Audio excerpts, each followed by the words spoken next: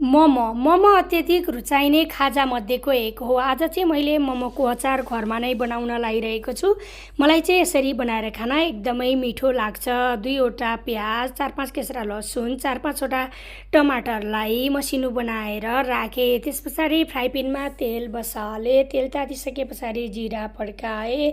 जिरा तातिसके पछाडि मैले बनाएर राखेको प्याज र लसुनलाई रातो रातो हुन छोडिदिएँ। त्यस पछाडि टमाटर राखेर केही बेर चलाएँ। त्यस पछाडि आवश्यकताअनुसार बेसार, स्वादअनुसार नुन, मसला राखेर केही बेर चलाएर मैले यसमा खोर्सानी पनि राखिदिएँ। मलाई चाहिँ यसरी टमाटरको अचार घरमा नै बनाउन एकदमै मिठो स्वादिलो हुन्छ। त्यस पछाडि मैले धनिया र टिमुर राखेर एकैछिन पाक्नको लागि छोडिदिएँ। यो पाकेर तयारी भइसके पछाडि ग्राइन्डरमा राखेर मैले चाहिँ मोमोको अचार बनाएँ।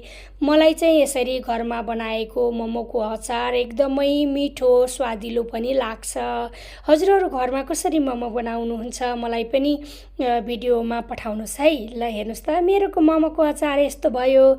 यो मोमोको अचारसँग तातो तातो मोमो चोबेर खानुको मजा नै बेग्लै छ। भिडियो अन्तिमसम्म हेरेर साथ दिनुभएकोमा धन्यवाद।